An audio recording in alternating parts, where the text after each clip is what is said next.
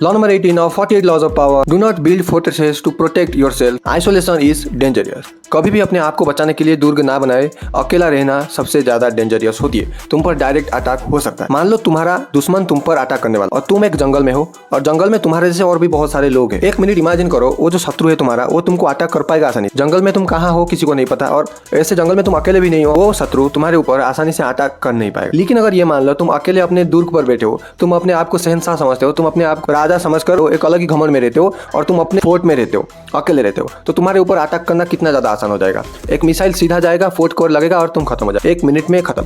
लेकिन अगर वही टाइम पर तुम जंगल में रहते तो तुम्हारा कोई कुछ नुकसान नहीं कर पाता। अगर मिसाइल वगैरह छोड़ा भी जाए तो तुम्हारे ऊपर गिरने की चांस बहुत कम है, क्योंकि जंगल इतना बड़ा है और वैसे तुम अकेले भी नहीं हो जंगल में, तो तुम्हारा मरने का चांस बहुत ज्यादा कम हो जाता है। ऐसे ही इन द रियल लाइफ, अगर तुम अकेले हो, तुम्हारा कोई दोस्त नहीं है, ना तुम्हारा कोई टीम है, ना तुम्हारा कोई ऐसे ग्रुप है जिस पर तुम 100% भरोसा कर सकते हो। वैसे 100% भरोसा तो किसी पे नहीं किया जा सकता, 1%, 2% या 10% मान लो भरोसा कर सकते हो, तो तुम अकेले नहीं मरोगे, तो तुम्हारे ऊपर डायरेक्ट अटैक नहीं होगा, तुम फोकस में नहीं आओगे। आजकल क्या होता है, देखो हर जगह दुश्मन है, तो लोग क्या करते हैं, अपने आप को बचाने के लिए फोर्ट वगैरह खड़ी कर देते हैं, दीवारें खड़ी कर देते हैं, यानी कि दुनिया से कट ऑफ हो जाते हैं। अगर कोई इंसान कुछ बोल रहा है उसको ही इग्नोर मारते हैं। इग्नोर मारना ठीक बात है, लेकिन पूरी तरीके से इग्नोर मारना अच्छी बात नहीं होती। और एक फोर्ट जो होता है, एक दीवार और घर जो होता है, वो सबसे ज्यादा सेफेस्ट दिखती है, लेकिन वो एक्चुअली सेफेस्ट दिखती नहीं है, क्योंकि दूर से तुम्हें नोटिस किया जा सकता है।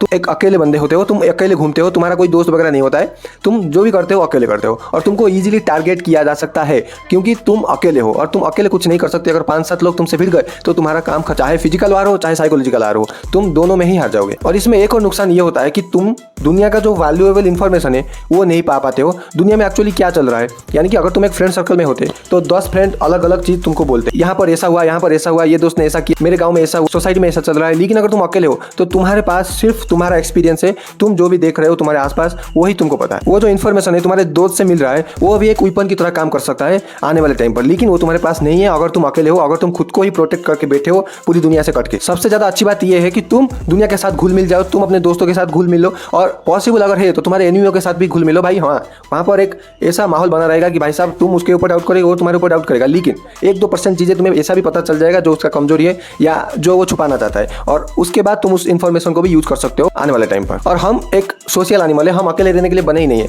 अगर हम ट्राइब में नहीं रहते 10,000 साल पहले तो हम अभी तक एक्सटिंक्ट हो चुके होते, जानवर हमें मार देते, लेकिन हम ट्राइब में रहे और हमारा पूरा परिवार सेफ रहा और हमारा पूरा सोसाइटी सेफ रहा, मिलजुल के एक दूसरे को प्रोटेक्ट किया जंगली जानवरों से, और आज हम हायरार्की में सबसे टॉप एनिमल है। Thank you so much for watching.